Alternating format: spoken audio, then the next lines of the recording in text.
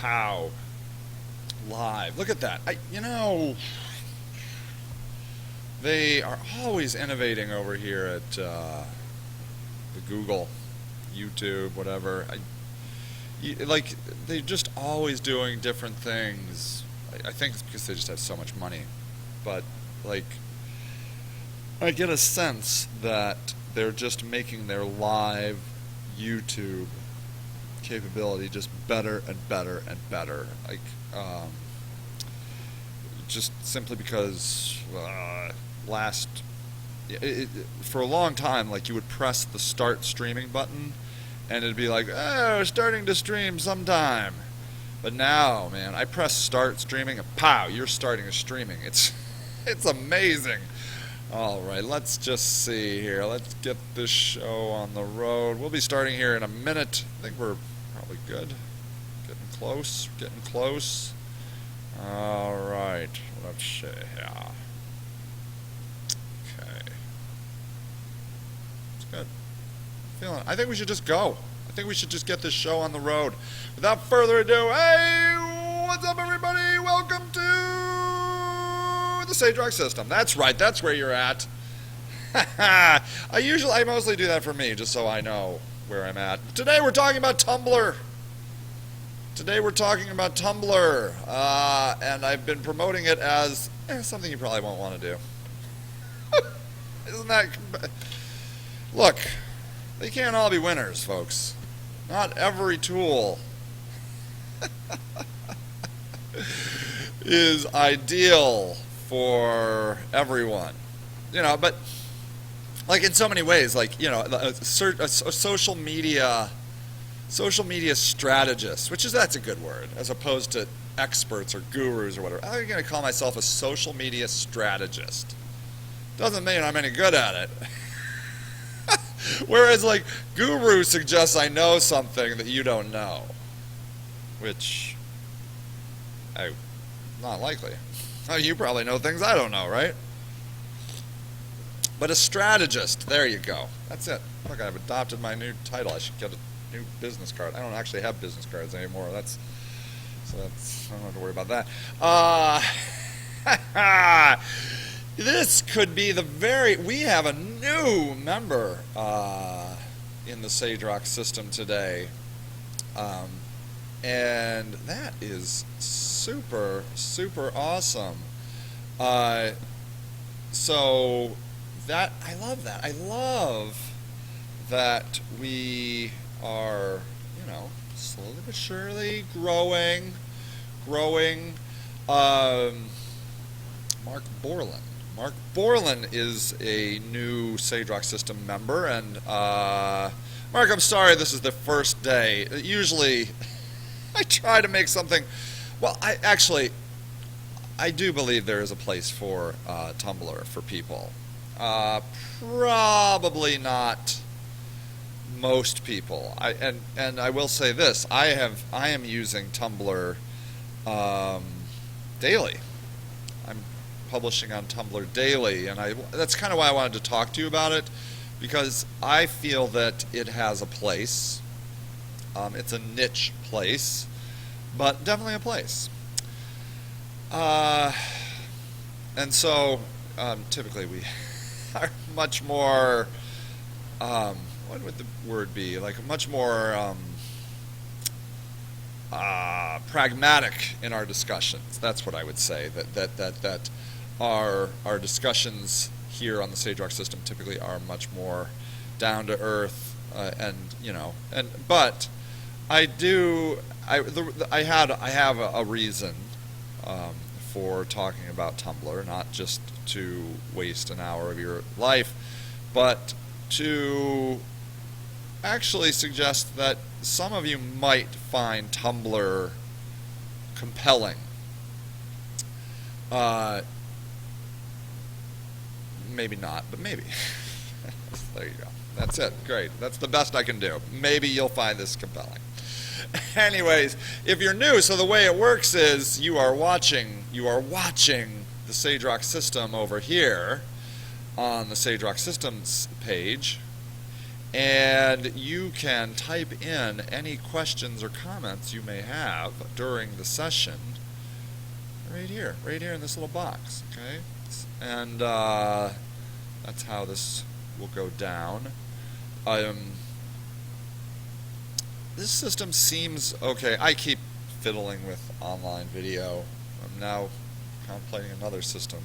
This is pretty good. This system is okay. There's just a lag. That's the problem I'm finding here, that it's not as live as I might like. But whatever. And then, Mark, I think if you're available, if you're around, just in the comment box there, just let me know at some point in time if you want to do office hours where we can look at your paid search. Okay. So at any rate, that's that. So that's how it works here, and like that.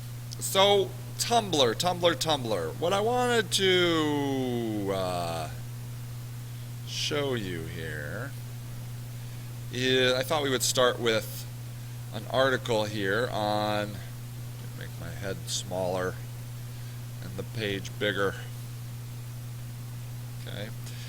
There's a pretty good little article here, 50 things you should know about Tumblr. And I do have links to things that we're discussing here that'll be in the archived section of the system. Members section. 50 things you should know about Tumblr. Okay. So here, let's see. So ever since the microblogging site launched in 2007, it's become one of the most popular and hyped sites online. I didn't know that you call it microblogging, but whatever. Besides the millions of new blogs being created on a consistent basis, Tumblr has become an absolute phenomenon where people share everything from lighthearted cartoons to images of a war-torn country. Hollywood is apparently basing 3 new TV series based on the viral sensations on the site. Star Wars is officially on board. When Sandy shut down the Huffington Post, BuzzFeed, and Gawker in 2012, Tumblr became a temporary publishing platform for those.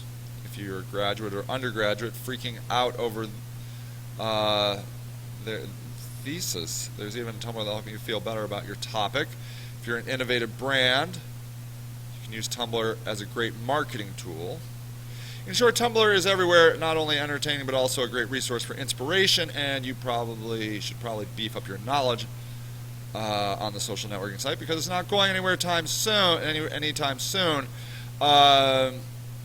The biggest point of that, the biggest thumbs up Tumblr got was when Yahoo bought it for $1.1 billion. Everything goes for $1 billion these days, but that was one of the early ones when I was shocked. I'm like, oh my gosh, $1.1 billion, are you nuts, man? But now, whatever. Like then, WhatsApp, I think, I can't even keep track, sold for like $18 billion, and then I'm like, right, whatever. Billion here, billion there, just a ton of money. Here are some stats that you might find, I don't know, interesting, maybe. Let's see how big can I make these words. Let's go again. There we go. Look at that. That's big. Can I do it again? Can I go bigger? No. Actually, that's as big as I can get. As of January 2014, there have been 163.9 million blogs and 72 billion posts on Tumblr. That's a lot. 31% of all visitors are located in the U.S., which totals roughly 41 million users. All right, let that sink in. Okay. 350 million people or something like that, give or take 5 million immigrants or whatever. I don't know. Not immigrants. Amnestied. I don't know. Anyways, there's a lot of millions of people, but 41 million is a big chunk of the pie. Of all the unique visitors in the U.S., California, that hip, cutting-edge place, accounts for 16.75% of them. As of September 2013, there were 898,000 visitors from New York and 753,000 from Los Angeles. Okay, see? Does that pique your curiosity? Seoul has the most unique visitors with more than 1.6 million. They're into it over there. The average Tumblr user visits about 67 pages every month. Tumblr is the most popular with 18 to 29-year-old age bracket, so it skews young right now. Okay, about 13% of this demographic have used the site. Okay, meaning 13% of all 18 to 29-year-olds have used that. I don't know, is that in the U.S.? It can't be possibly worldwide, right? I mean, 66% of all visitors under the age of 35 are under the age of 35, while 39% are under 25. Okay? So 66% are under 35, while 39% are under 25. About 36% of users are parents. That's about 13% less than the average. So if you look at that same demographic, you know, there you go, right? So that's pretty good. Hold on, I just have to push this one button really quick to make sure everything is hunky-dory. Yes, it is. It is. It is hunky-dory, I think. Yeah, good. Okay, good. All right, so, and let me just listen to this. I like to do a spot check every once in a while, just make sure nothing's going insane. Yep, okay, good. Okay, roughly 35% of all Tumblr visitors earn more than $50,000 annually. So they are not cheapskates, or maybe they're cheapskates, I don't really know that, but they make some money. Only 8% of people with household incomes above $75,000 are on the site. Interestingly, 6% of people with incomes below 30%. I don't know why that's interesting. The average user on Tumblr is around, the visit on Tumblr is around 14 minutes, which is more than on Facebook and Twitter. Okay? So what they're saying there is people spend more time on Tumblr than they do on Facebook and Twitter. 16% of Tumblr visits are Hispanic, which is more than 7% of the 9% average. See? So you see, 9% of the U.S.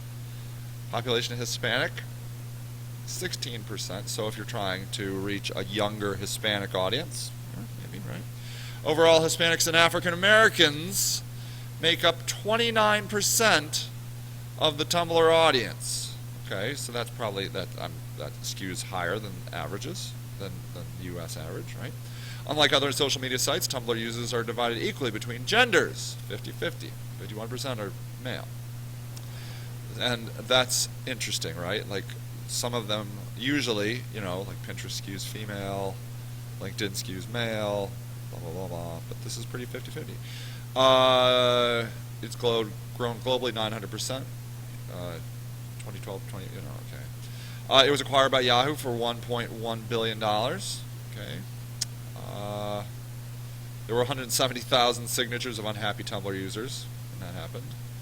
When GIF was named the word of the year in 2012, the Oxford Dictionary credited Tumblr for pushing the word. Tumblr app for Google Ads was really okay. 9% of visits occur on mobile. Okay, Tumblr bot is okay. Tumblr is one of the top 20 sites in the United States. How about that? Okay, do I need to go? Okay, let's see. Anything else? You can look at, if you're into these, you can look at them all because I have links. Tumblr. Okay. There's 216 employees. Flat tire? What? Greg says he's got a flat tire. That stinks. Poor Greggy. Alright. Let me just write a... do you use your text... do you use your voice recognition? Oh man, I'm really sorry about that. No, that stinks. Never mind. No, I don't want to do that. Never mind. I don't want to do that. Right. No, wait. Oh yeah, here I can do it. Oh man, I'm really sorry about that. Take your time. We are having a bunch of fun here without you. There you go. Done. So there you go. Voice recognition on iPhones is unbelievable. Unbelievable. Anyways. Okay, hold on. Okay, so 17% of visits occur at work. All right, you get it, right? So what I'm suggesting here is that this is not some sort of backwater thing that just teenagers are using. It does indeed skew young, but not, I would say not crazy young. All right, so people with college education count for 65% of the Tumblr audience. Get it? Okay.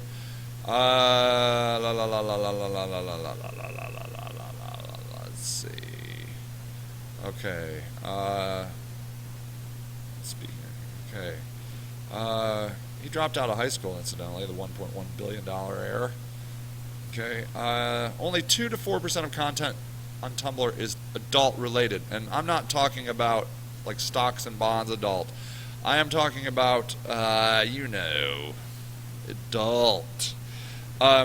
That's one of the interesting things about Tumblr that I wanted to mention. So what you should know about Tumblr is that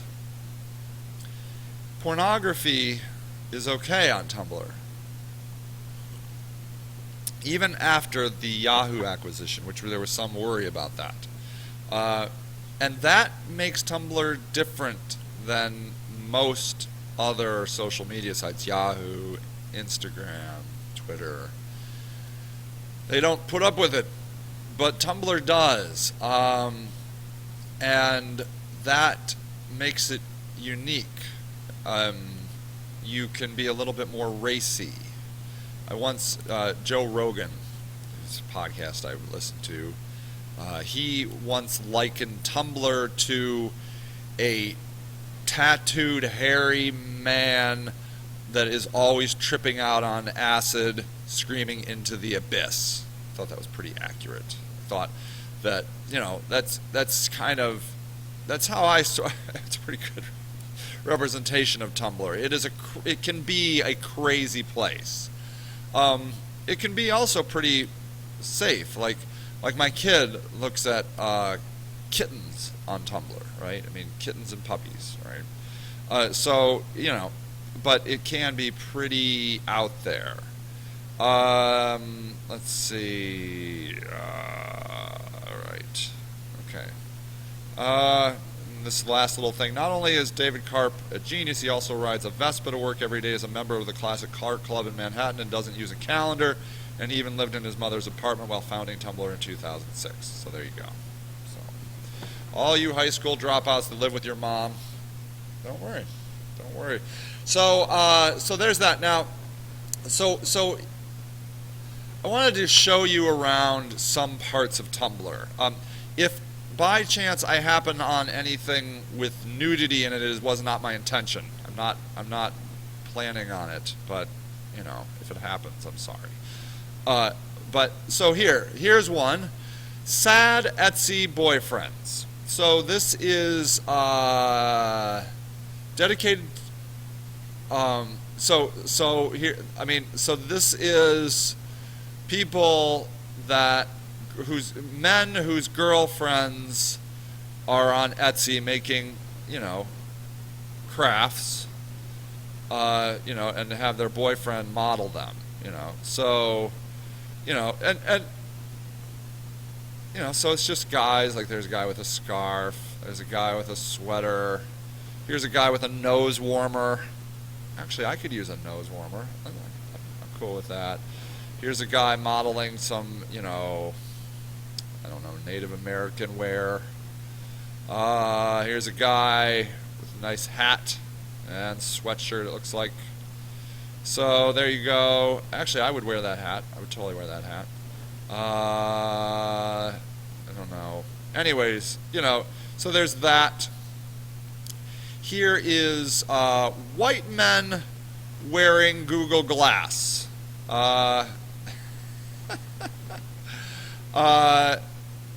Let's see. So, here's a guy. This does a nice job of social commentary of, elitist white men wearing crazy expensive $1,500 cameras on their face. Is Google Glass still $1,500? I wouldn't doubt it. This picture is more interesting with the two horsehead unicorn people behind him, but still, whatever. Yeah, so this is that. Okay. This one here is Twitter comics. Comics based on the greatest tweets of our generation. Okay, so are you tired of greasy pots and pans, stubborn kitchen stains, messy sponges and sprays? Me too. I wish the sun would devour the earth. Okay. So yeah, and then they show the tweet. Are you tired of greasy pots and pans, stubborn kitchen stains, messy sponges and sprays? Me too. I wish the sun would devour the earth. See, it's just giving you a little bit of reference point of, first world problems. Here, I'll do another one. We're here today to witness the union of two special people. The laser we use to fuse them together are very powerful. So goggles, please. And that's this tweet here. We're here today to witness the union of two special people. The lasers we use to fuse them together are very powerful, so goggles on, please. So, anyways, they take tweets that are popular and then they turn them into cartoons. See? It's that kind of place. You get it? Are you feeling it? Reasons my son is crying. Okay? Hold on. Okay, so here he is, and then it says, this was 17 minutes ago, I would not open the string cheese for her. It was a tampon.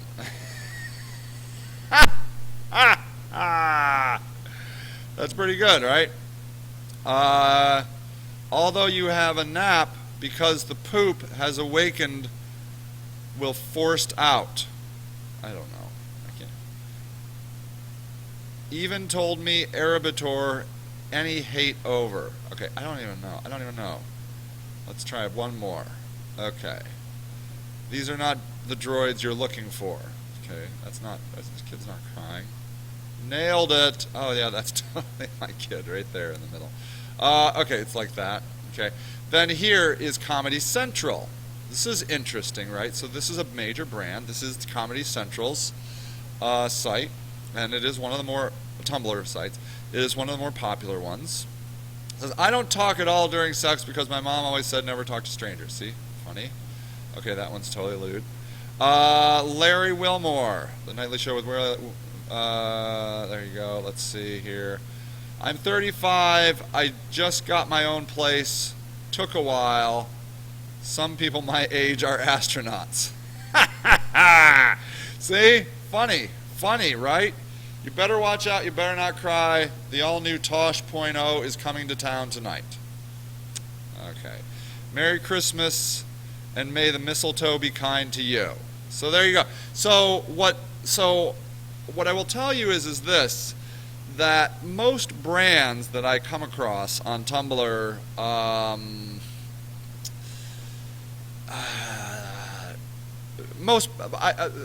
most brands are kind of down on Tumblr, like it doesn't work. And I think most of the time it doesn't work because they aren't willing to participate in Tumblr the way people on Tumblr want to be participated with, They don't, they're not snarky enough, they're not edgy enough, they're, you know what I'm saying? And so they get no engagement, right? And so like this one here, from 7 hours ago, if you'll notice down here on the bottom right-hand side, you will see it has 684 notes. And a note can be typically one of three things. I'll show you. So a note can be if you've liked something, or if you have reblogged it, meaning you've put it on your blog, or if you've left a comment. Okay?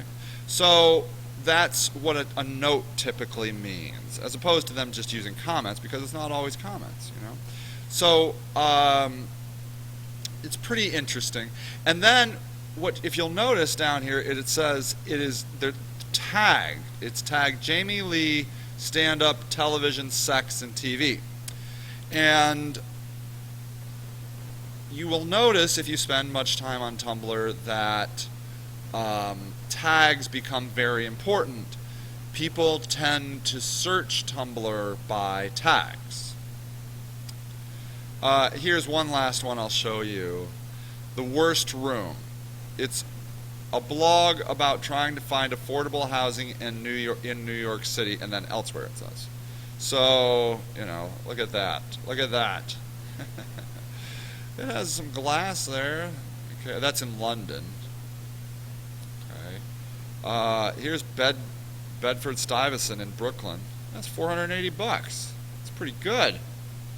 Room built out in the kitchen using drywall. But it's only $480. It's pretty good. Here's Newark, New Jersey, $440. No windows or door. I will cover the doorway with a curtain of your choice. That's what it says. Included Wi-Fi, electricity, extra small room. Okay. Here you go. Here's Manhattan, New York. $900. Flooring is nice. You chill, preferably in your. It says what we want in you. You need to be chill and preferably in your 20s. The apartment is ideal for someone who is busy, i.e., doesn't spend a lot of time at home. Oftentimes, there are guests over and late night happenings and lots of in and out situations. So if you're a light sleeper or you can see this being a problem for you, do not apply. Is it a closet? Looks like a closet. Closet life, sleeping bag, Manhattan, New York, Craigslist. Yeah, anyways. Wow. So not only is it a closet, people are coming and going all night long. Okay, look at this. Okay, here, this is in Bushwick, Brooklyn, 3600. Hidden gem, it says. A vast space that is truly inspiring. There you go. And it's true. I mean, look at that. It is pretty darn big. I could watch this all day. I love it. Here's San Francisco. This one looks actually okay. 1,050. Okay, 1 block from Thursday. Okay, so anyways, you get it? It's like that. I don't know really how you describe that, but it's like that. Let me make sure Greggy's okay. He says, actually, that's a lie, the soon part, anyways. Yeah, so yeah, he doesn't, yeah, he's not coming anytime soon.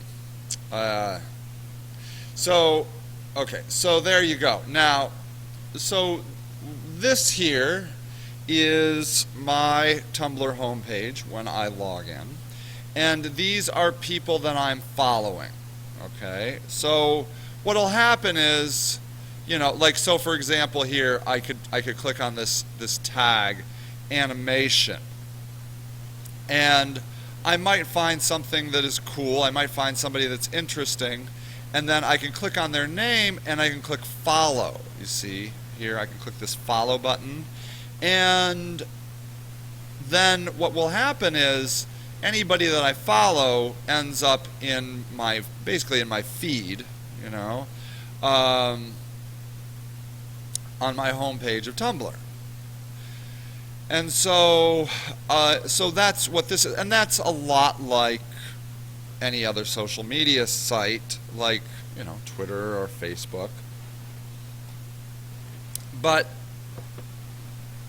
for me, I find that when I'm on Tumblr, I'm looking for things that interest me very sincerely. Like, I'm less interested in following my friends on Tumblr, right? Like Facebook, and I use Twitter for very business-oriented stuff. But like here,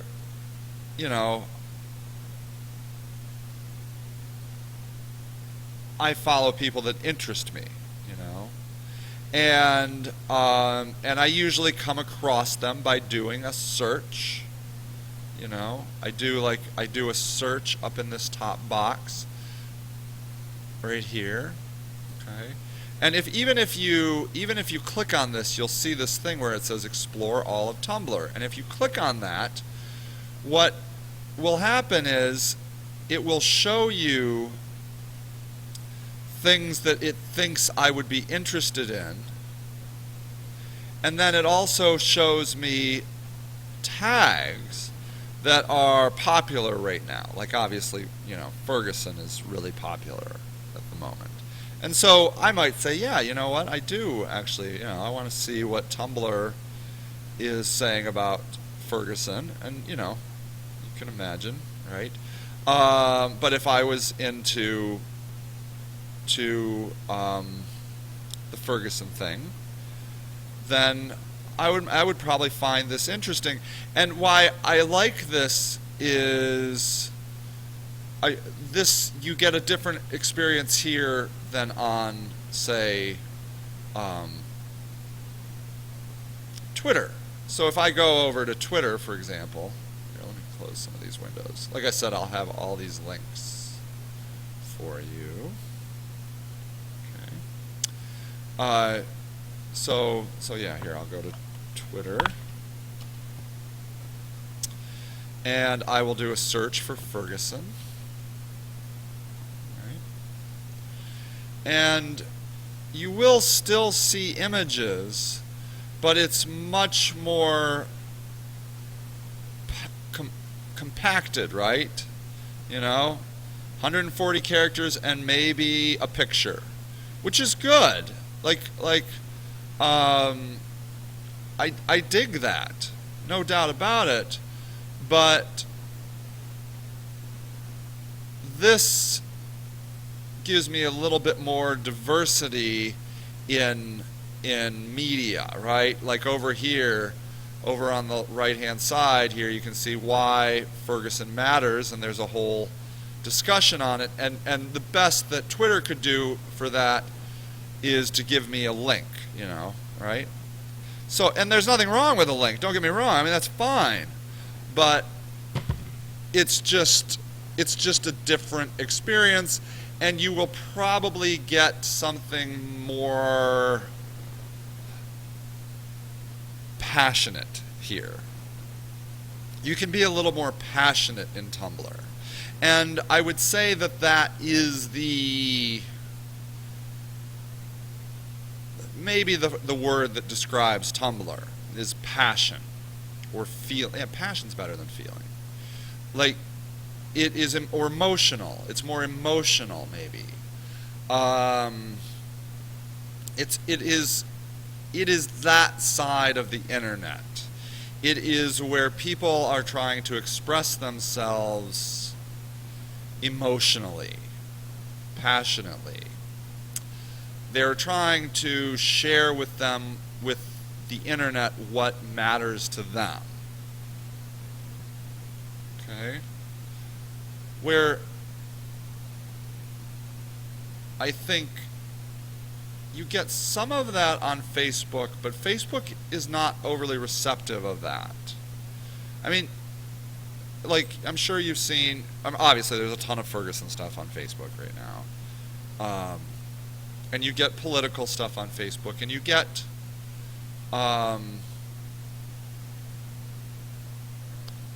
political and religious stuff, but it becomes this hate fest, typically.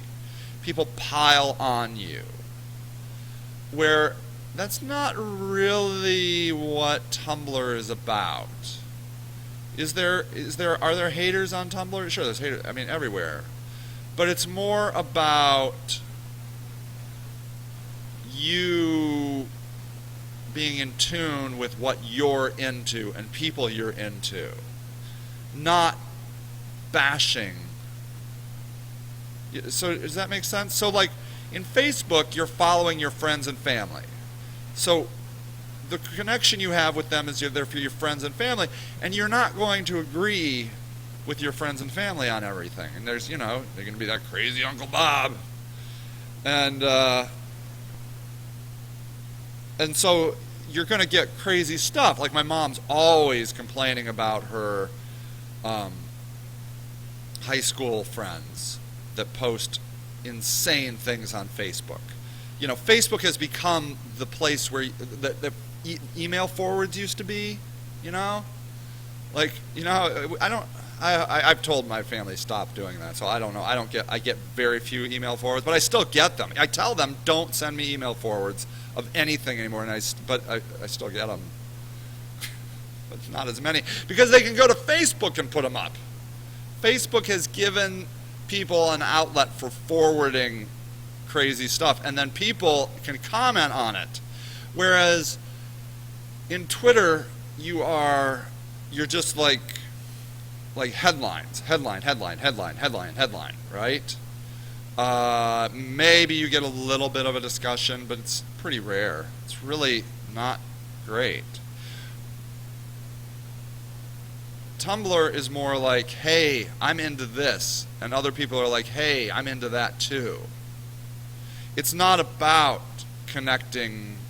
I mean, maybe you connect with a few friends, but only the friends you really are into. Right? Is that? I mean, that's. I'm trying to decipher a, like a song here, right? Like, what is this song about? And that's, and that's, I mean, because that's not like their mission statement, right? It's just what it's become. It's a place where you can feel comfortable being you. Okay? Okay? It's a place where you can feel comfortable being you. It's not really a place where you are trying to get your Facebook friends and family to come. You have Facebook for that.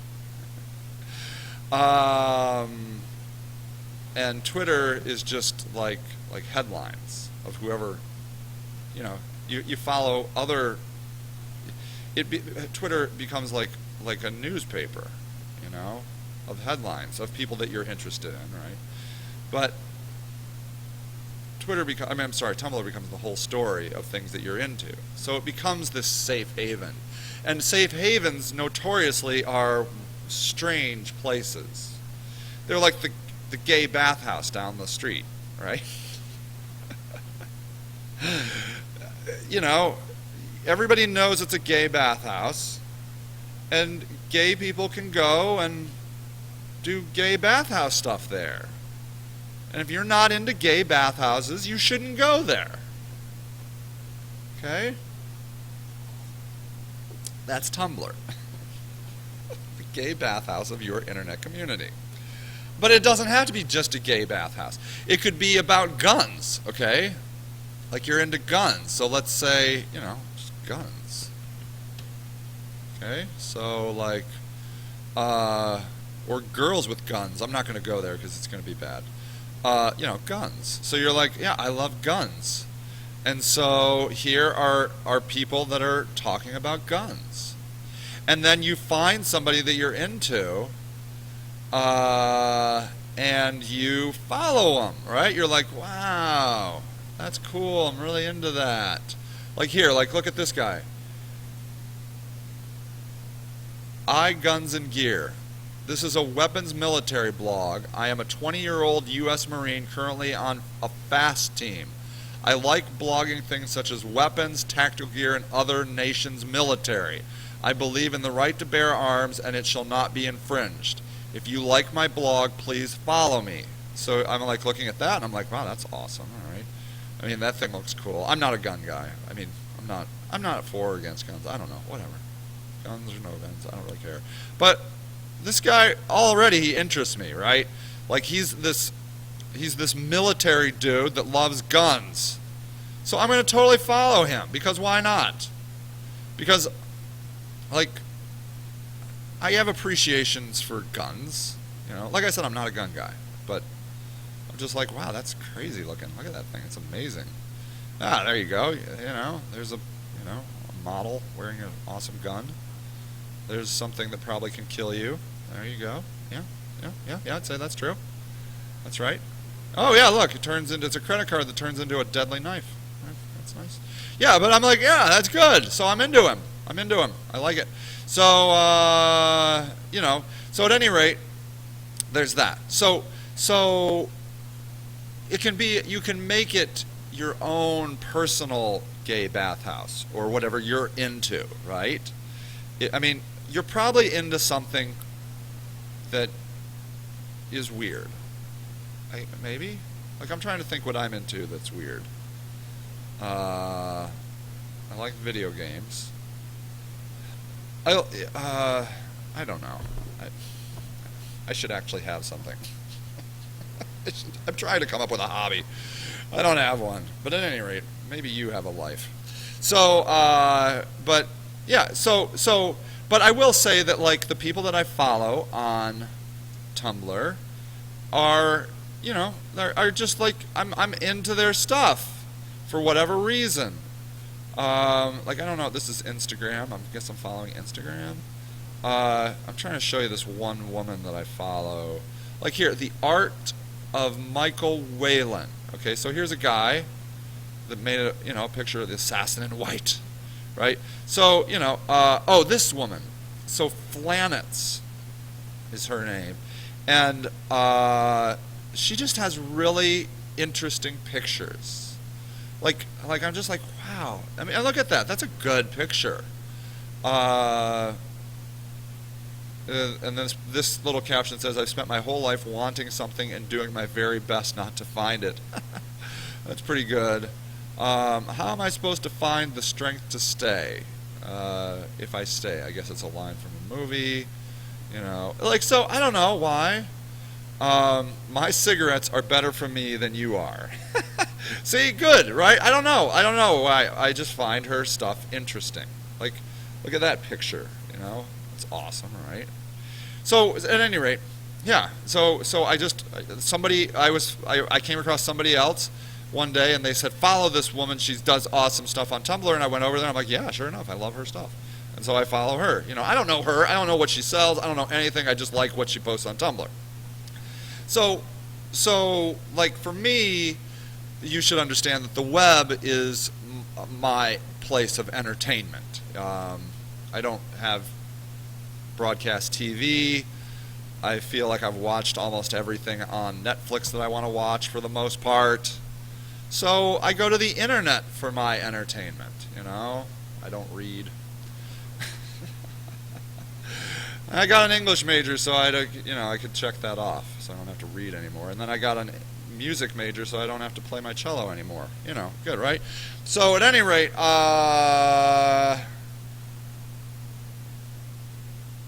but here's the thing. I wanted to blog personally somewhere. And I have a personal blog, SageLewis.com. But I decided I'm going to blog personally I've been blogging personally on Tumblr, and it is mostly because what you're looking at here is my phone, is because it does an amazing job of letting me blog mobily. See here, so I can just write anything, I can just write anything I want. Have you ever done this? Just taken the middle word of the suggested thing?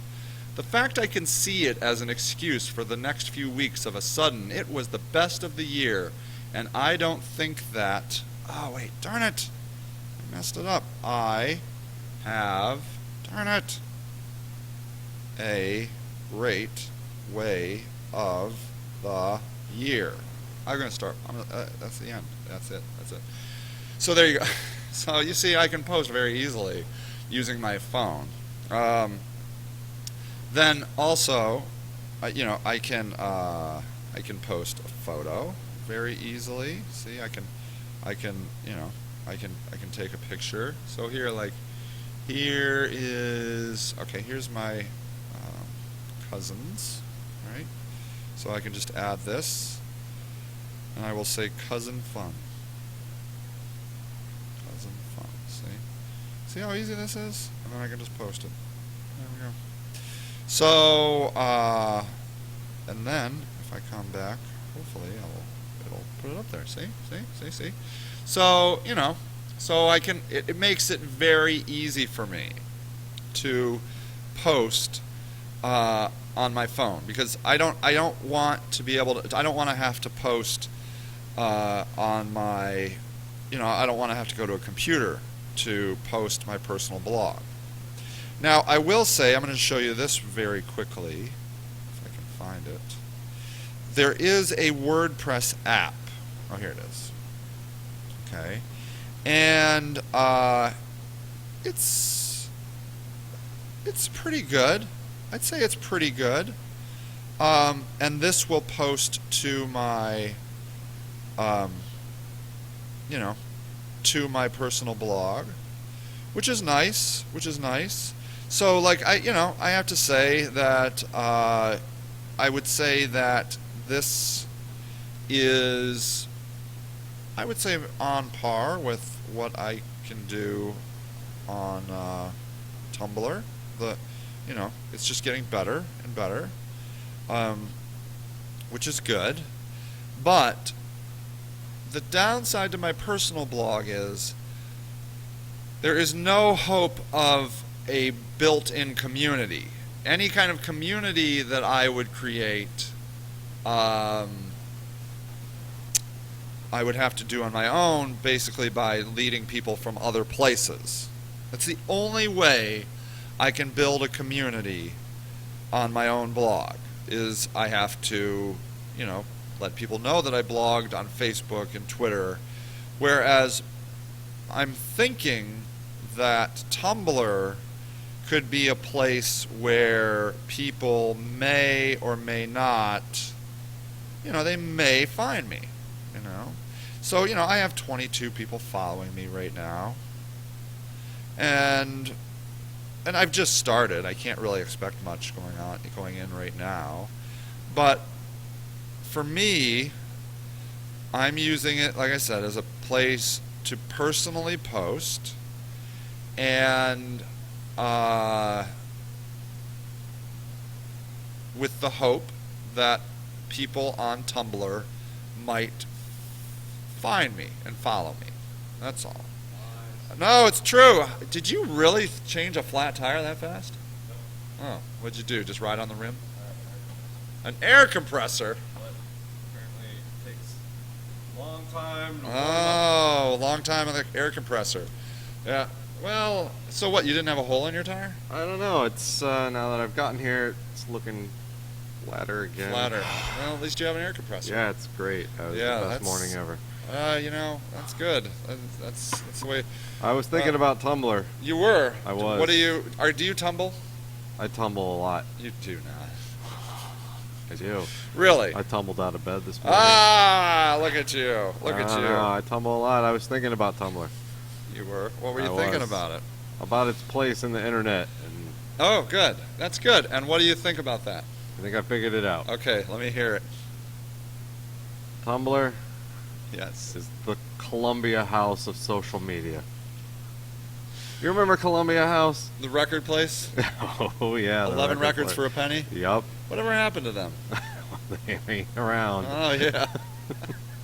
Is that kind of foreshadowing this correlation? Oh. Why is it the Columbia House of the internet? Because it's something that sounds really appealing. Yeah? It looks good. It's easy to do. Yeah. Yeah, you get like that almost instant when you get the feedback. You're like, look at us. This is good, right? Yeah. Hearts and yeah, sure. Read blogs. blogs and stuff, right? Sure, yeah, sure. it's nice. It's nice. And then the tax comes. It's the bill. The bill. What's the bill? What's the Tumblr bill? Well, you gotta keep doing it over and over and over. Yeah. Like, Yeah. I mean, it's because it's got that feeling like Twitter does, where it's like everything is just right at that second. Yes. If it's not right at that second, it's over. That's interesting. Past. Yeah, it's past. And so you just got to keep just Going and going and going and going. It's Yeah. like crack. Yeah. And every CD you think is going to be amazing, and then you get like the Blues Traveler one. That was a good CD. The third Counting Crows. The third kind, not as good. That's true. The second live album. They're dialing it in then. Yeah, right? Yeah, that's true, man. And then you're just like, why am I even paying this? I should just go to the store. I should hit the Quonset hut. Yeah. That's interesting. You went with the politically a nice, safe correlation. I compared it to your neighborhood gay bathhouse. Wow. Yeah. I obviously missed the best See, because system ever. what I thought was, my thought is that Tumblr is a place that people bring out their kind of creepy side in a lot of cases, or what they're really into. Okay, yeah, which you're is, right. Which you're is right. That's fair. oftentimes creepy. Well, not always. I mean, sometimes you're into like cute kittens, but sometimes you're into like Bowling babies? bowling babies. I mean, yeah. If my Tumblr blog became bowlingbabies.tumblr.com, it would suddenly become creepy. But it would also suddenly become popular. True that. That's right. If I just went around finding babies at bowling alleys, guaranteed I would get a following. I have a Tumblr. You do. That the only thing that this posted, tumbled, I don't even know what the heck you call it. The only thing that it is the moment right before something horrible is about to happen. So, like, it's like that picture of, like, somebody smiling where, like, a brick is, like, in midair. Like, I mean, a split second away from hitting them on the noggin, and they're, like, completely so happy and smiling. They don't know that they they're going to be in agony in, they like, a half a second. Yeah, so that's the entire... Is that your blog? Oh, yeah. That's really good. Oh, it does well. I bet. See, that's a great one. Yeah, it's horrible. Yeah. But it's that kind of stuff. Yeah, that, well, you're into what you're into. Yeah. I mean, that's okay. I'm into people about to get hurt, yeah. apparently. I mean, there's something about that. That's one of those moments where you're like, right, you're like, oh my gosh. But it plays into what you're saying because, you find that interesting and fun, or not fun, but just compelling. No, hilarious. Actually, hilarious. So that's good. Yeah. That's what Tumblr should be. Right. And so I don't know. Ultimately, we can sum it up. Like, if Tumblr is that, it's not all that. It's also social justice. Well, Ferguson's blowing up over here now. If you can win by shouting your opinion loud enough at Tumblr, I think you true. win the internet. That's a good point. It's like the GeoCities, the live journal of today. Yeah, that's true. That is all 100% true. Every 14-year-old girl has true. That's true. No offense to 14-year-old girls. No, they're fine. You could have 14yearoldgirls.tumblr.com. Yeah, I'm sure there is one. I'm sure. That's true. So, what I would say... Oh, thanks, everybody. Yeah, that's good. Welcome back. I'm glad you're safe and your wheel sort of worked. I would ultimately say that Tumblr, like... Good for business. I think... Okay, so I know a woman who, in Texas, is... she's just recently retired, and she supports women who are into hunting. And she's like, there's a group in Texas, like women hunters. And she's like all about it. She's like, women should get out and learn how to hunt. It's really awesome. And that would make a great Tumblr. Because it's sort of niche, and she's this duck hunter lady, and she has these duck hunting dogs. And she's always out in the field, And on top of that, she's actually a very successful person at the high level in the state government. And so, at any rate, she, that's like... She's into big game hunting? I only saw her shoot ducks. She's a big duck hunting. Yeah, she likes ducks. She goes out in the field and shoots some ducks. Those are really speedy animals. Yeah, she's a good shot. She would have to be. Yeah. Ducks are really stealthy. Are you mocking her duck hunting? I know, I'm just saying. I mean, ducks are like super stealthy. They sneak around. They'll hide out in like trees, and then they like swoop down and attack people. I know why people want to hunt ducks. It's hard too. It's hard because they're fast. They're like ninjas. That's ninjas. Right. That's why she likes to hunt them. They're like ninjas of the aquatic bird world. Yeah, that's true. That's so true. That's why they got their feet. They'd be like, ah! Yeah. You ever been slapped by a duck? That would suck. I'm surprised. Yes. You were one of the few. Yeah, that's true. So, Pete, you You're really bringing your A game after sitting out there with your. It was cold outside. I know a dentist who's really into boating. Like it would Really? be cool if he did a Tumblr about boating, right? I know a dermatologist that's really into pretzels. Like collects them, Huh? or just like into crazy pretzels? Huh? He's into fencing. Fencing pretzels? No, fencing with pretzels. Okay, that's a good niche. See? So what I would suggest is this: They that should have a Tumblr? if you have something that you're into, and what social media is always about is connecting with people. No. It is. No. What's it It's about? a lie. It's What's about it yourself. It's Hating always on the rest about of yourself. It is? Yeah. It's ego. It's all ego. You're right.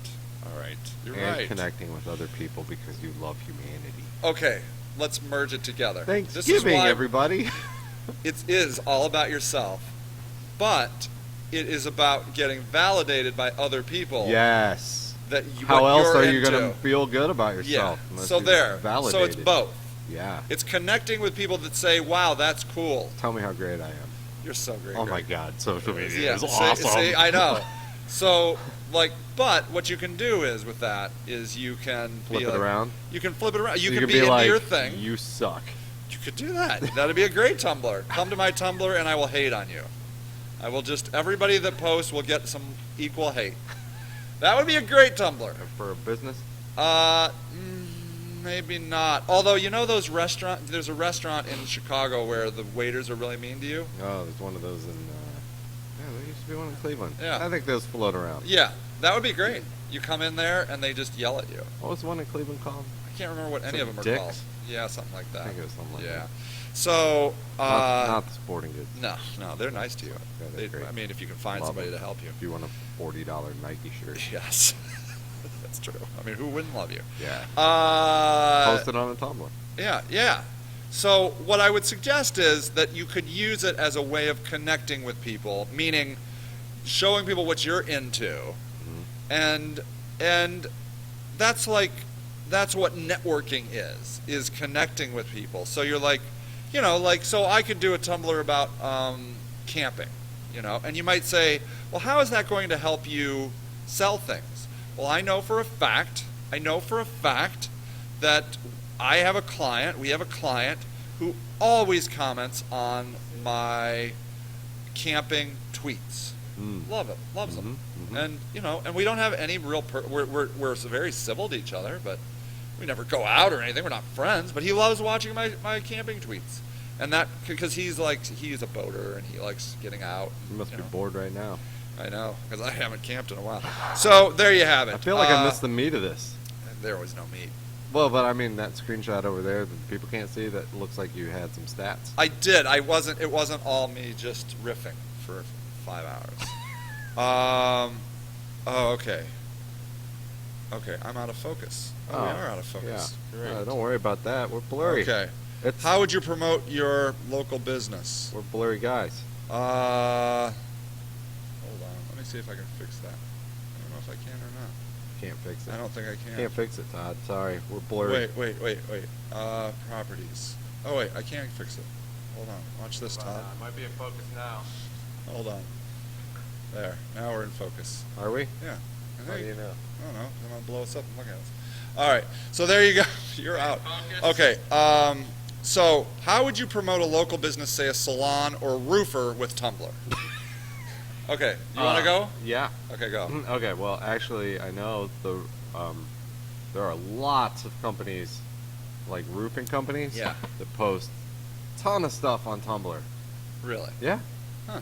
From all over the world. Really? Yeah, just pictures of beautiful roofs, Oh, that's sunsets true. over roofs. That's true. Actually, if you do a search on Tumblr for roofs, There's a ton of there them. is a ton, and there's a ton of people just hanging out on roofs. Like, that is Yeah. a thing, especially in Europe right now. Yeah. If you are hanging out on a roof, you probably have a Tumblr devoted to yourself. And, That's true. That is true. I would say, even if you don't want to use Tumblr, you can go over there, steal some images, post them on your Facebook. That would be good. That'd So be that's good. a way you can use Yeah, Tumblr. there you are. Well, look at these two. See? I know. They're like hanging out near a roof. Yeah, that would be a good one. That'd be like nice Is roof. this your Tumblr? Yeah. Yeah. No. No, Really? So, Really? We come to your Tumblr and there's what? Like Cute teenage chicks Yeah. and babies bowling? Well, it was my baby Oh my bowling. God. Sorry, I'm Oh into my what God. I'm into. Also, Tumblr Yeah. is for porn. We mentioned it. Oh, okay. So actually, so I went to, okay. I went to something called Popular on Tumblr. So this is interesting. Let me see if I can show you this. So here's a picture. This is trending or whatever on Tumblr right now. New hairstyles. Oh wait, let me make it smaller. Yeah. That's not a hairstyle. And this is okay. Actually, I think she's on here a couple times. Here's another one. So here is this woman posts like these hairstyles, and if you click on her, what do you learn? Hi, girls. My name is Anna, and I'm a hairdresser with 8 years experience. If there's something I could help don't hesitate to ask. Cheers. So she finds people. She's into hairstyles. Huh. Isn't that? I mean, that's awesome. That's like on topic. There's a girl that I follow. Yeah. Who decided that she wanted to be a fashion writer. Yeah. And my apologies if that's not actually what they're called. Yeah. But so she started a Tumblr. Yeah. That's what all the kids say. Yeah. And every day she takes a selfie. Yeah. In a mirror. Yeah. I mean, she's a very nice person, but she's not like glamorous. She's not like a drop dead She's gorgeous. not a model Okay. by any stretch of the she's imagination. not ugly, but she's just regular. Yeah, she's just normal like the rest of us. Well, Right. Or you. you know, no, whatever. Anyway, but she posts a selfie every day. She describes exactly what she's wearing, why she's wearing it. Yeah. She has over the years developed a huge following and gotten a job, like doing like fashion in the fashion industry. In the I don't fashion know industry, exactly what she does, but she works now in the fashion industry, and now she has expanded her Tumblr to be like what projects she's working on, stuff like that. But she still always just does the selfie every day with the here's what I'm wearing. Yeah, yeah. No idea why I follow her, because I mean her whatever skirt she's wearing is not helping me in my life. No, I don't have any idea. I don't really follow that. care. Do you ever come across those ones where people take pictures of what's in their bag? I've seen that. I love that. Do you? I don't know why. I look at it and I'm like, I don't know why I love this, but I just do. So, like, there's always the direct correlation. So if you're a designer, you could put up designs that you like. It's not like this woman did this hair, she just found this picture. Right. And she's like, look at that hair. There's hair. I follow graffiti artists. Oh, graffiti artists. And that would be amazing. They post up what they're into, what they're doing, that kind of stuff. Yeah. And so it's a way to connect, like you said, it's a way to connect into into someone's world. So like you can go the direct route with like I'm into what would be an interesting Tumblr in marketing? Like maybe pictures of ads, right? Like old-timey ads. Right, I love those old-timey ads. Old-timey ads. That would be those are pretty good if you had a way to find those easily. Yeah. Maybe I follow one that just makes fun of things that are going on in the SEO industry. Okay, making fun of SEO, super good idea. Yeah. So there's a couple. If what could Levin do for? I have no idea, but you got to be creative. I mean, if you're not like super creative, out of the box, and like being expressive, Tumblr ain't for you. Like, unless you're just lurking. Like okay, you are. I had like 3 ideas for them. All right, well that's good. I don't have any. They could take pictures of senior care housing places. Sure. I know that they're into the finance part of it, mergers and acquisitions, but I mean, still, you want to see them. Mm-hmm. So, like, what's going on inside? Like, my Rocky's grandmother is at this super fancy one. Heck, is she still alive? She won't die. 95 years old because she lives at the nicest place ever. Wow. It is like fine dining, 3 meals a day. You better hope that your wife does not get that bill. Does not get that in her mind. I know. What's gonna happen, I know. Yeah. She's in for it. It's amazing. Always a piano playing. Every time I go, there's some somebody playing the piano. Like an there. actual person playing the piano? Person.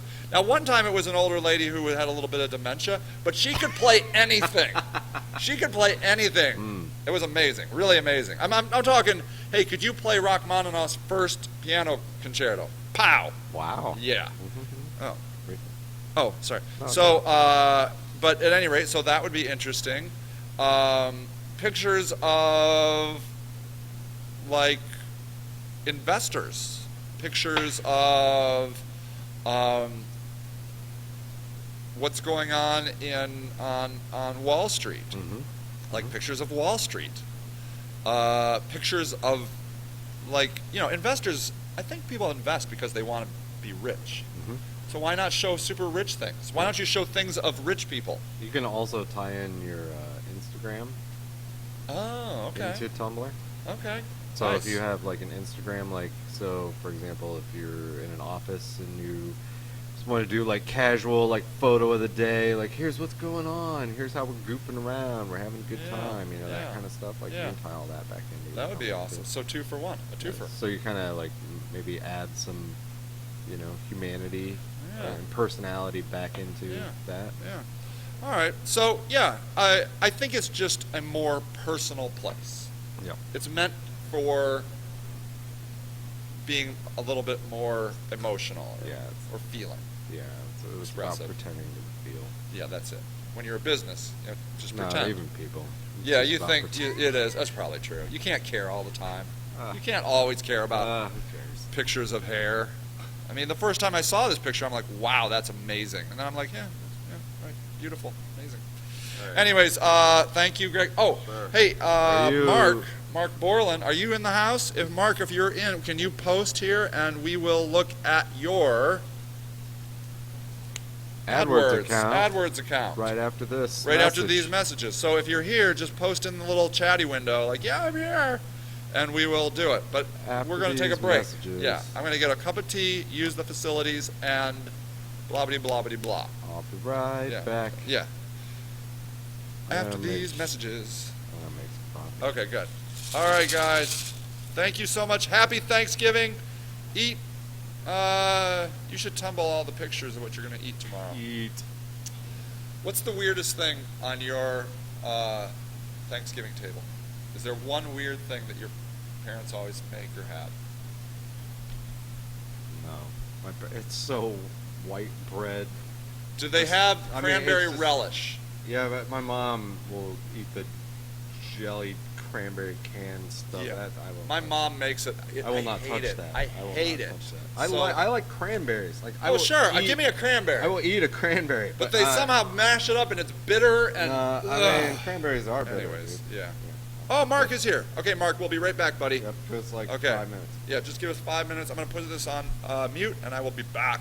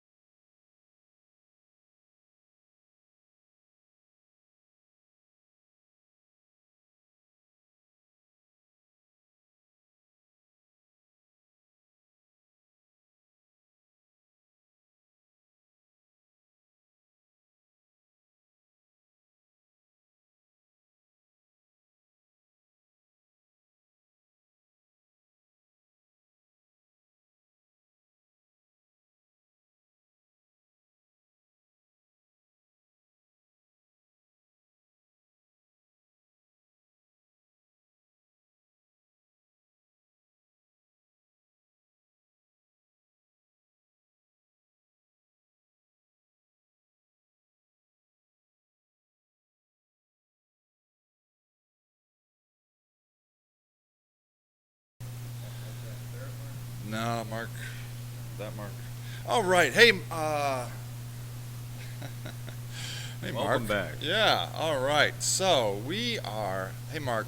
I was talking about another Mark. There's a lot of Mark. There's like. There are a lot of Marks in this our world. life. Yeah. Yes. There are at least 3 in this building right now. Yeah. Mark, can you call us? 330. That's not a 3. 330-379-9000. And then Sage's. Go ahead and just post to Sage's or call Sage's extension, which I don't know what it is. 2. Is it? No, 3. 3. I'm 3. 1. No, not 1. I don't know. It'll say on the little It'll message. say. Yeah. Just call that. You should know your extension. I know. I know I should. I should know my extension. I think you're 2. I think I'm 3. You think I should too? Yes, I do. No. Did you miss this? Sad Etsy boyfriends.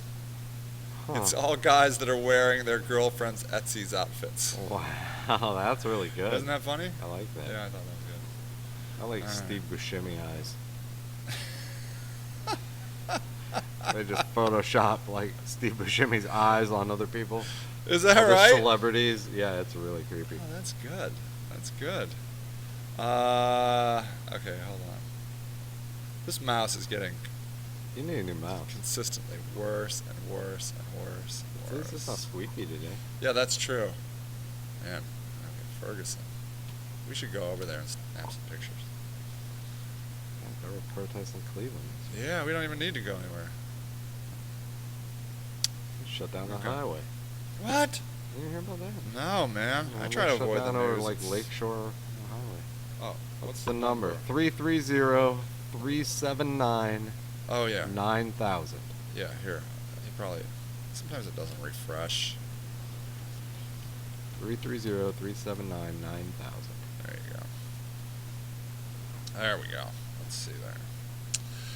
Okay. All right. So, what we're going to do here is. Yeah, that's right. That's right. Okay. And, isn't that's for real, man. Yeah. So, What kind of stuff do you sell in the box?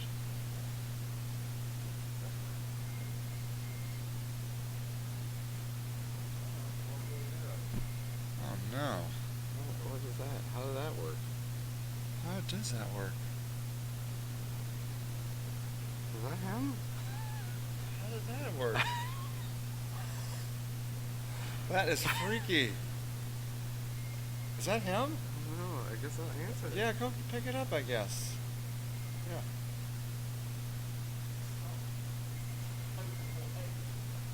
Hold on, Mark. Hello? Is it Mark? Hello, this is Sage. Hey, Mark, how's it going, man? Good, good, good. All right. Hey, thanks for calling. Okay, so what I'm going to do here is I'm going to put you on speaker. All right, you there, Mark? I am here. Awesome. Okay, awesome. Okay. All right, so what we are going to do, we should get rid of our heads. No heads? We should just 0 heads? Okay, no heads. All right. Okay, so we are here. I'm Sage, and then I don't know. Have you ever met Mark, Greg? No? Okay, this is Greg. He's my business partner. Hello, Greg. He has a ton of AdWords experience.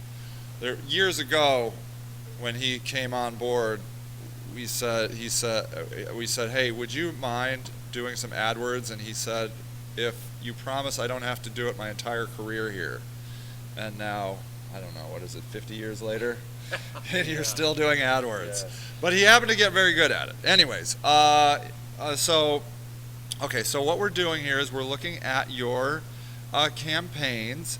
And before we start, Mark, are there any particular questions you have about your campaigns or concerns or anything like that right now? Well, there's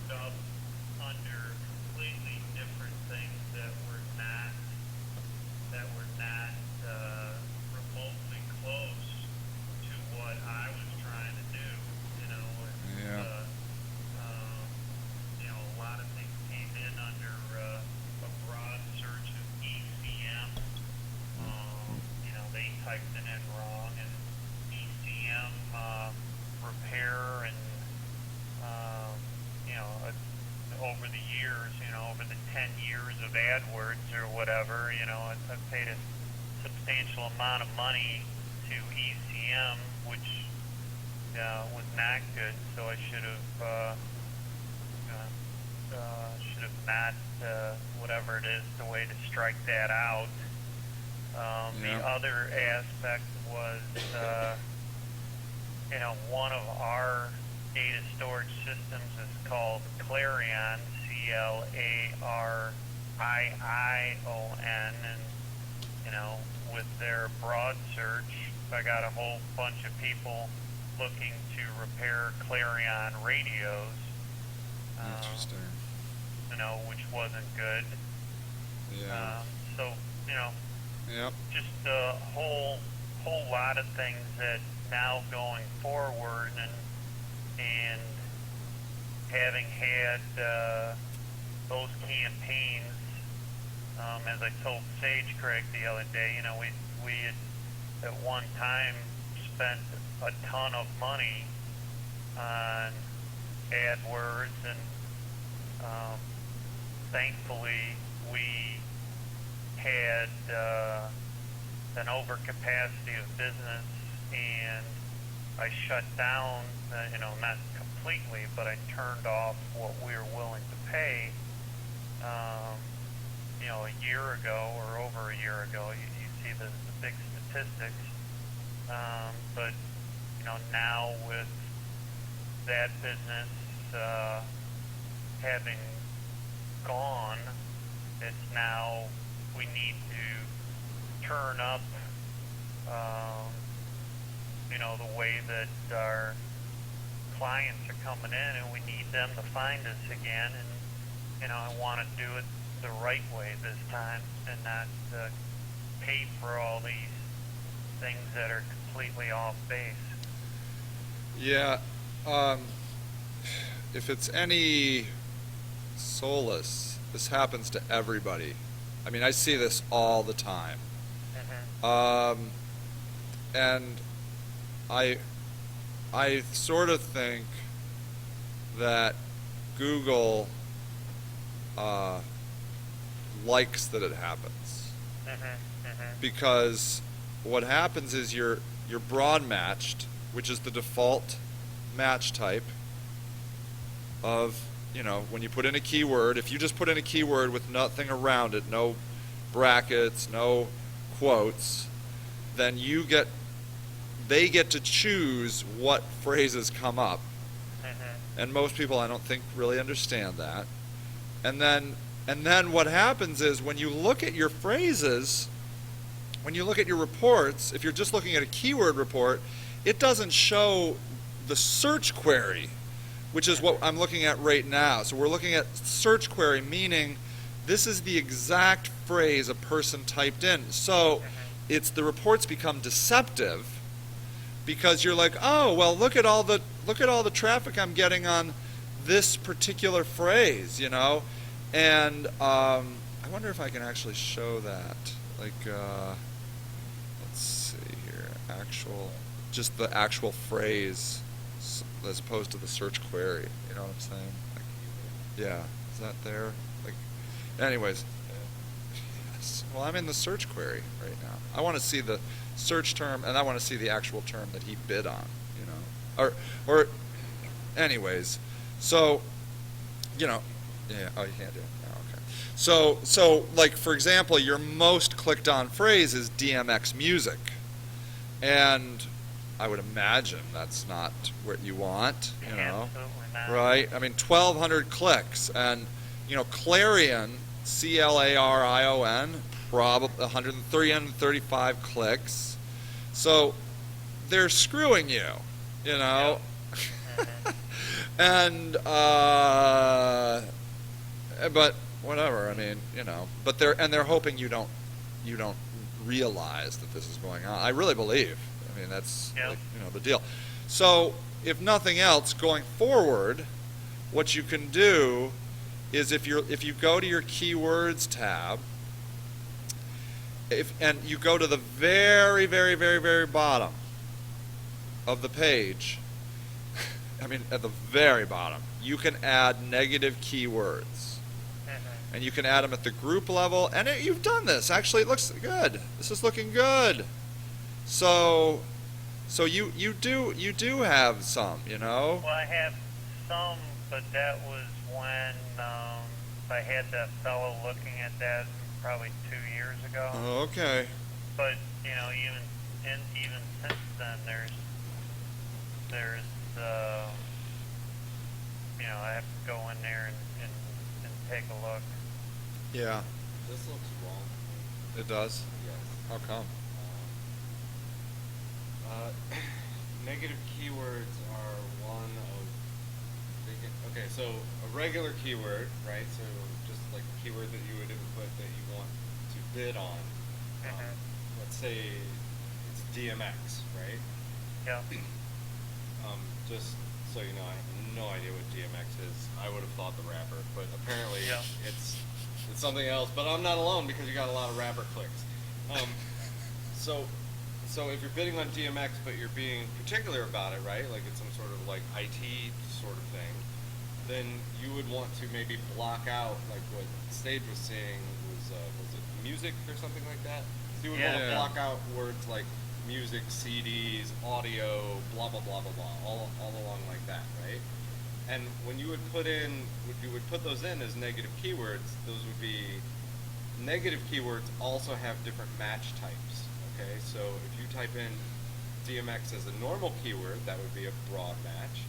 If you put like quotes around it, that would be a phrase match, so that it would show for anything that would have DMX and then another word before or after it.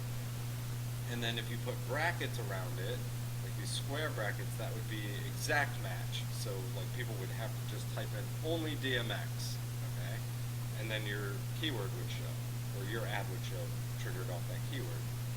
Well, on a negative side, I've never, ever, ever seen brackets around keywords on a negative side. I don't even think that's a thing.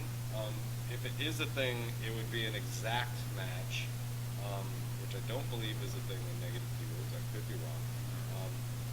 But when you do negative keywords are either broad or phrase matched. So a broad match is like you have a single word, so you want to block the word music, then you just type the word music in as a negative keyword.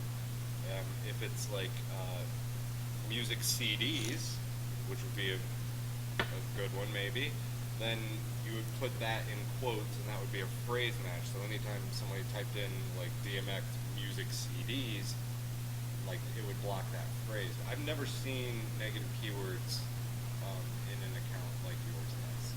So I'm kind of thinking that they might not be doing what you want. Yeah, they maybe aren't doing it right. Yeah. So at any rate, I think that's...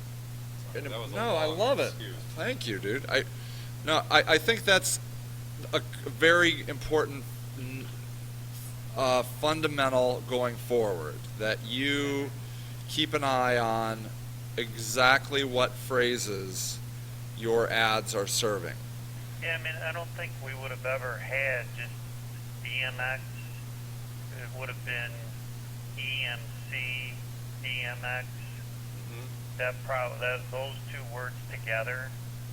But because it's a broad, because it was broad instead of an exact, because somebody used the word DMX, and for some reason it would show up, I guess.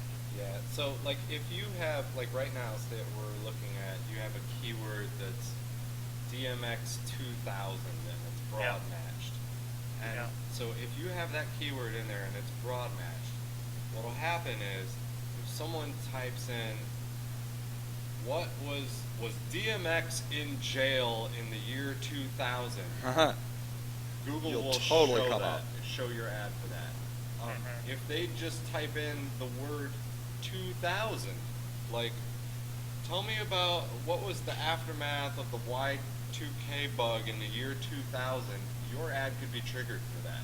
Because they're just picking, it doesn't even have to do with DMX, it just can be because you have the word 2000 in there, broad match.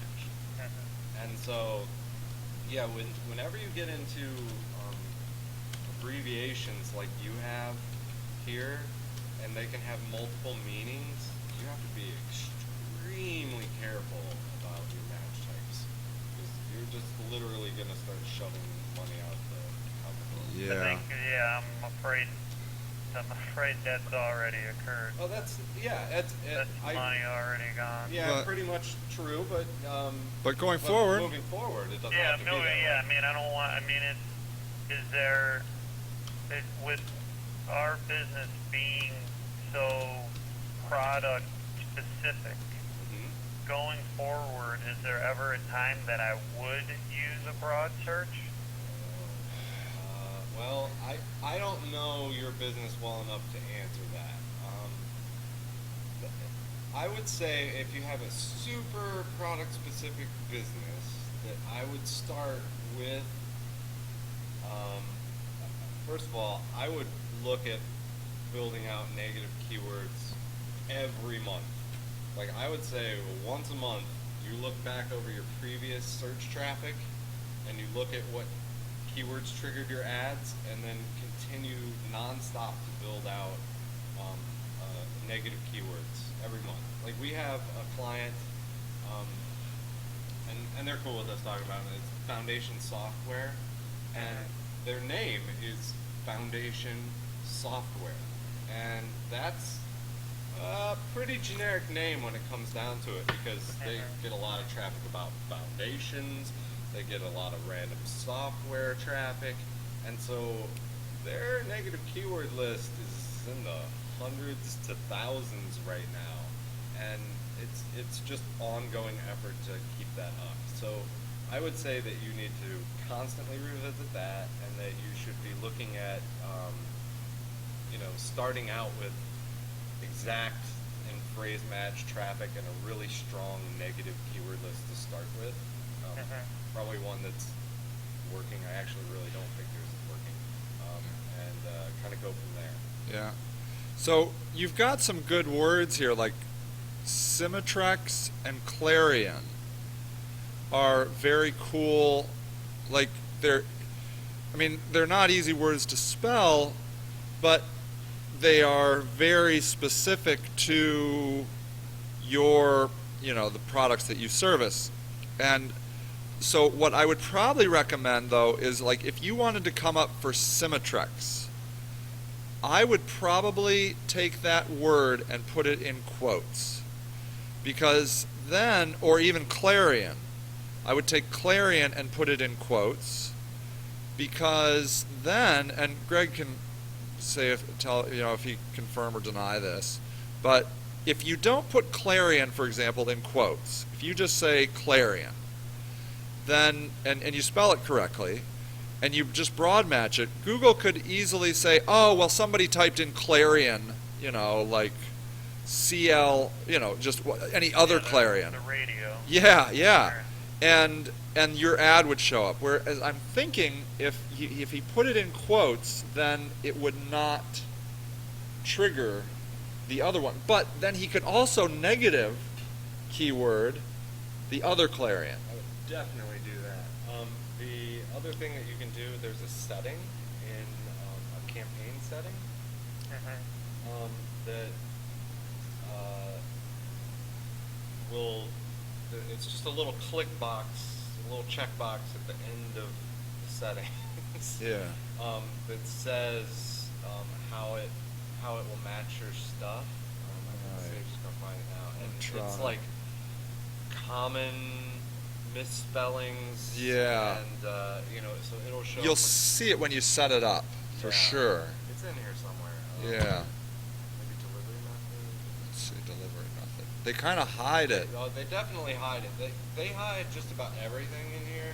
Yeah. But if you really start digging around, Google actually rewards that. I know that sounds silly, but what I mean by rewards it is you won't end up blowing a lot of money.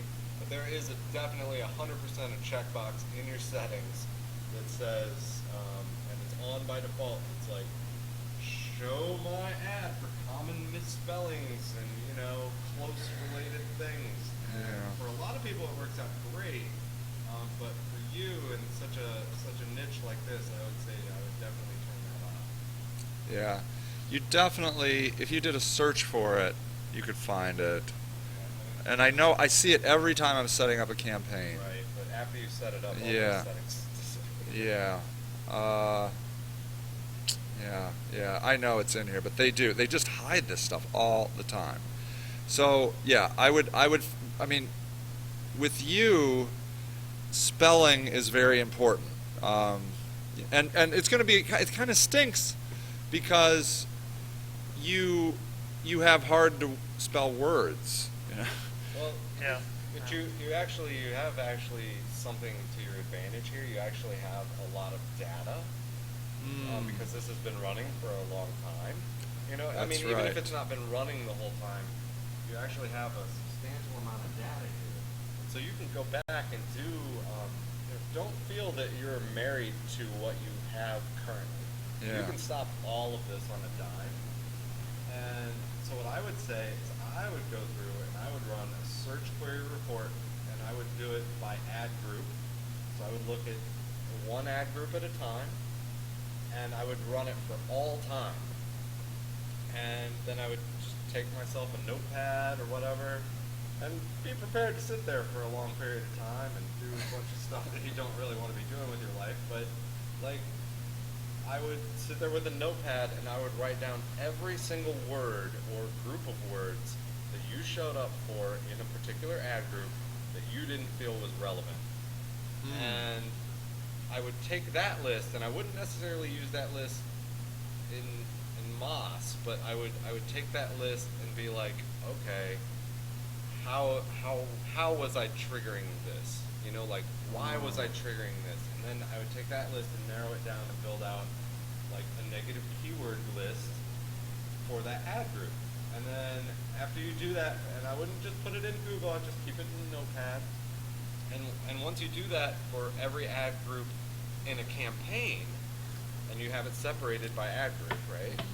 Then you look and you're like, okay, well, are these systemic for these campaigns, or were they ad group specific, right?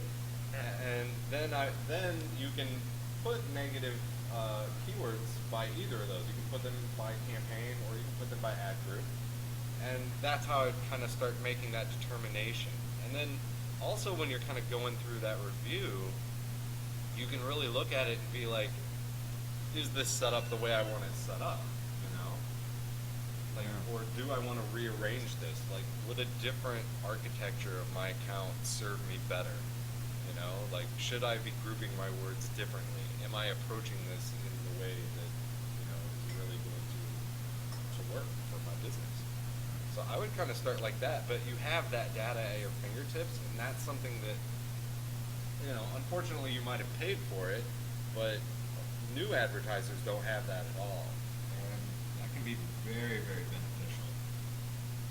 Yeah. And just to be clear, what Greg is talking about is you go to your keyword tab and then you click on details and then you click search, then you'll see search terms and you have to click all.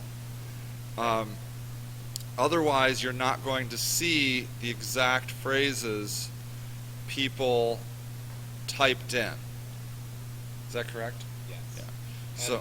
And so when you look at this, the other thing that's tricky. I think that's what I did when there's a report that I'm looking at was the search term report.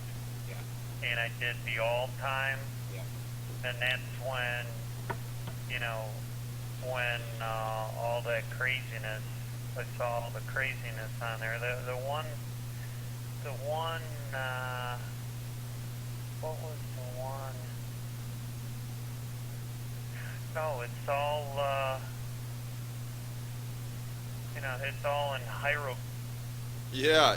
Hieroglyphics. Yeah. That's the word I'm looking for. I think it's Cyrillic. I think it was Russian. It was something crazy. Russian, Yeah. and for EMS, and you know, there's $80. There's another one that's like $400, and you're like, oh, well, that's Now, nice. could he but solve that if he just did English as a language? Yeah, so I would definitely, you know, in your settings, you want to definitely pay attention to the locations, you know, and understand that different keywords can trigger in different locations, you know. So I mean, you might think of something as like common English here in Ohio or whatever, but you know, when you go over and you start advertising in Europe, you know, these abbreviations could mean something completely different. So you need to be aware of that.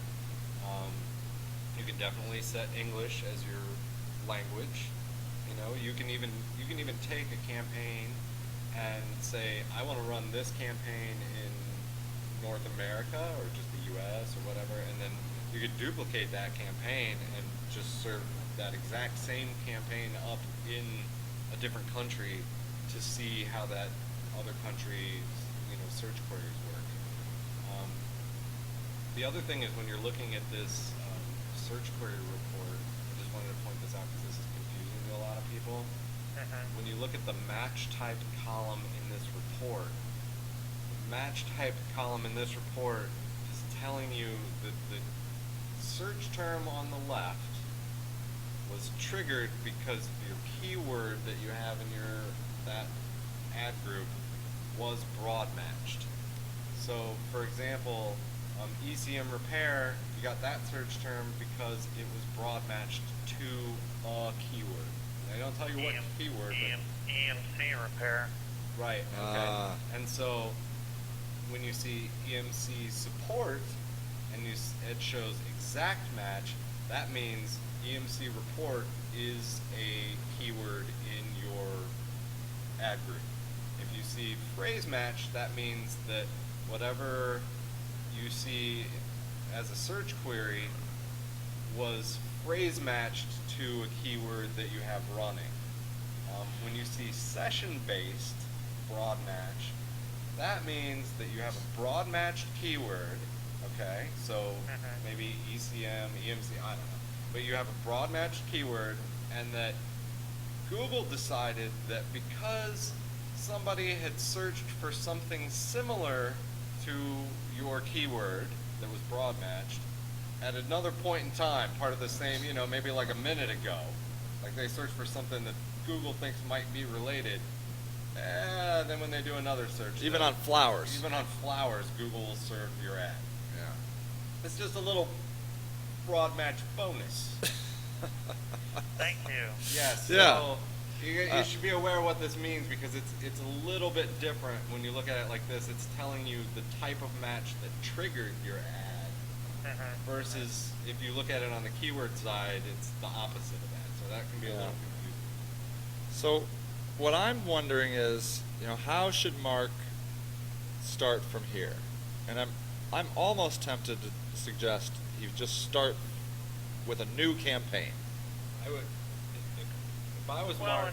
Oh, go ahead, Mark. And that was part. I think part of what started this all for me is one of those campaigns you see is called DMX4. There's nothing in there yet because that are systems that up until a short time ago we weren't able to do. Now we are, and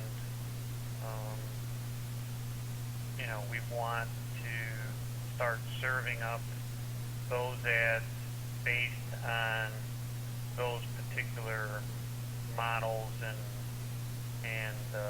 key phrases such as support EMC DMX4-24, service EMC DMX4-24, maintain, you know, those buzzwords, you know, and then bring them over to that landing page on SimCare that talks about, you know, being able to do that. Yeah. I think we haven't touched on this yet, and I realize we're talking a lot about these different match types, but I feel that this is important for you to like get the concept that you really need to wrap your head around. It's not that hard, but there's another. So can we finish building out this match type? Oh yeah, you want to? Yeah, sorry. No, you're good. I wanted to. These are not the only match types. Google gets fun. So on this, we also have negative. Okay. Yeah. So there's your screen might be lagging a little bit, but we've written down these different match types. So we have phrase match, meaning that, and I don't think I've seen any phrase match in his account. I didn't see any. So yeah. So just for clarity, you put a quote around a phrase. And that means it will show a phrase. It will show the phrase with words before it and after it. Right. So if your keyword is shoes. Yeah. Or tennis. Wait. Tennis shoes. Whatever. Yeah. Yeah. 2 words. Yeah. Yeah. So let's say you have tennis shoes. Right. And you phrase match it with then the quotes. With quotes. Then you will also show up for red tennis shoes or tennis shoes in Cleveland. I hate tennis shoes. I hate tennis shoes. So any phrase that has tennis shoes before or after, right? Exact match would only show up on tennis shoes. Yeah, and that's with the brackets. And broad match, you would also show up for everything Slippers. having to do with you footwear, for slippers, footwear, whatever Google wants. The open, the tennis matches. Tennis matches, sure, all that kind of sure. stuff. So there's another one. Okay, what is it? It's modified broad match. Oh, and I think nice. this one actually could work well for you if you approach it properly. How does this work? Modified broad match is a plus sign keyword and a plus sign keyword, or just it doesn't have to be multiples, but other keyword. I don't know. Okay. And what this does is, let's say you have a plus sign, or back up. So you're typing in your keyword, and we're going to roll with tennis shoes. Okay, we'll do that. And we'll do plus sign tennis, and then shoes. Just shoes. Just shoes. Okay. So your ad will show up anytime someone includes the word tennis. Yeah. Right? Yeah. And shoes. Sometimes shoes? Yeah, so always tennis. Yeah, whatever is the plus. That word has to be in there? That word has to be in there. Shoes is just broad match without the plus. So what this means is you could show up for tennis slippers. Oh. Right? But hopefully footwear of tennis. Right. But if you did, tennis it would footwear? definitely be tennis footwear would show. Okay. But if you did plus tennis plus shoes. Yeah. Right? Then that would be your ad would also show up for what are the most popular shoes that tennis players wear. Oh. So I like it. Related. It has to be in the search somehow. Right. It's got those two words have to be in the search, but they can be in any order. Nice. And there can be any variety of words before, after, or in between. That's nice. And so that's the last match type other than negatives on keywords. But I was thinking for you, this could actually be a very powerful thing, because you could type in these product numbers, these certain system numbers or whatever it is that you're working on, with a plus sign, right? And then you don't have to go into like all these different variations like you're talking about, like management, maintenance of all these different things, because it would show for that. Yeah. Right? Like it would show any way that someone typed that in, as long as you have the plus sign before it. Yeah. And then what you do is you can negative out what you don't want it to show for. So you would be like plus 101, 204, 73, or whatever product number it is. Yeah. And then you would be negative Honda or negative Toyota, because I saw you had like some auto parts that might be similar to these. And so you could negative those out, and what you do then is you're kind of simplifying your account maintenance by taking a little bit broader strokes, so you don't have to build out a spreadsheet with 400 different variations of what someone might type in as a phrase to go with your product number. Does that make sense? Yep. So. All right. That's awesome. Right. I'll shut up. No, I love that. I actually didn't know that modified broad match thing. That's sweet. I mean, I've seen it, but I didn't know how it worked. So what I think is that I think it's a brilliant idea that you're building out this campaign, and I think it's also really awesome that you called it DMX4. I'm a fan of labeling campaigns well, just so that that anybody could go in, you can be like, oh, well, that's your DMX4 campaign. But what I will say is the way it's currently set up, and you might be cool with this, but what is happening here is it is set up with search network and display select, which is standard. And I guess, I don't know, is that okay? Or you don't probably dig that? So, let me ask you this. What is your familiarity with the display network of Google?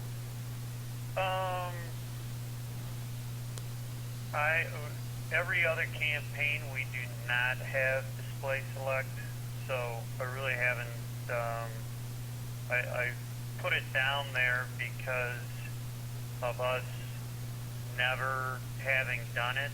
Mm-hmm. And what my intent was to make the parameters very tight within the ad groups, and not so generic, because my other campaigns that I do need to tighten up, those have everything so generic. But I was going to make this very tight within the keywords area, and then allow it to go on the display network and see what happens, and test it and see, all of a sudden we get all kinds of activity and it's good. Then it's like, well, this is solid, and if we get all kinds of activity and it's all lousy, and then we're like, well, this is no good. They're just serving my stuff up, and it's going to all these different people. Right. So, I think your logic is correct, but in AdWords, your methodology is not what it should be. I'm not trying to sound. Oh, yes, you are. Just go ahead. No, I'm not. In AdWords, what he's saying is extremely common, and it's right, but it's flawed because of the system, right? Like it doesn't work how he wants it to work because of the AdWords is horrible people. Yeah. So, but so if you want to do that, I 100% think that you should do that. But I would say make a very, very tight campaign based around the search network, and then make another campaign, very, very tight campaign. It could be the identical campaign, but make it a separate campaign and focus it on the display network. Okay. The reason behind that is that there's no way, other than doing it the way that I just said, there's no way to control your budget between one and the other, and the display network can be one of the fastest ways to spend all your money in a day if you ever wanted to, and it can work. It can be a very powerful tool, but it can also not work very fast, and you will spend a ton of your money on the display side. It will still show up as traffic for your keywords, and if you're not looking at it correctly, you'll be like, oh, all my keywords suck, this is horrible, I'm just throwing money out the window, and you won't understand where the traffic's coming from. So I would set them up as... Yeah, that makes perfect sense. Yeah, I would set them up as completely separate campaigns. Yeah. Anytime you do display, always make display separate. Yeah. So. And I also think, especially to start, I might suggest just the United States. Yeah, so what, do you service all countries? We actually do. We have many sites with these particular systems. They have the ability that all our engineers need to do is to log into the service processor, and as long as the end user acts as our hands, and eyes. We tell them whatever parts need to be replaced within the system. They replace the part, and then we go in and do all the back end work. So, we have accounts in, not many, but we have accounts in the UK, Germany, Brazil, Malaysia, and that's one of the things that, currently looking at when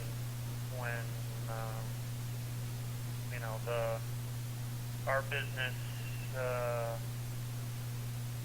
the way that things are and the way that the cloud is, a lot of companies are going to the cloud for storage. Our business is really the companies that bought a machine, doing everything they wanted to do. They're not interested in the latest and greatest technology. They're interested in their bottom line, and they look for companies like ours to maintain that system and have the ability to grow the system as what it was originally advertised. So your European countries that aren't flush with cash and other emerging markets might be looking for used equipment in order to meet their needs now. So other parts of the world might eventually establish themselves as being our best customers. Right. Well, I think one of the reasons that Sage was kind of talking about the different countries is very, very, very similar to the tactic of splitting stuff up and making new campaigns, based around search or display. And that's like all these different countries, some of them have much more English, capacity than others, and some of them, like India or whatever, are very IT and tech focused when it comes to a lot of their searches. And what you'll see is that your budget of something like $20 a day, that's like, what's that, $600 a month roughly, that can get eaten up extremely quickly when you try this as a global advertising campaign. And so I think I'm a big proponent of starting small, like as small as you can start, and then scaling up from there. Like do the United States and Canada maybe, and then if that's working out well, or you don't have enough, you're not spending your budget, whatever, then build another campaign that's based solely around like the UK, and try to speak to those people, in their way, and start to understand, where the markets lie for you. Yep. So that's the approach I would take with that. Yeah. Okay. So I'm thinking, if you're cool with working this yourself, which I think is awesome, I'm a total supporter of this. I'd love to see, like next week, how this campaign is being built out and how you're doing with it, and how you're, I'd like to see your ads and your keywords and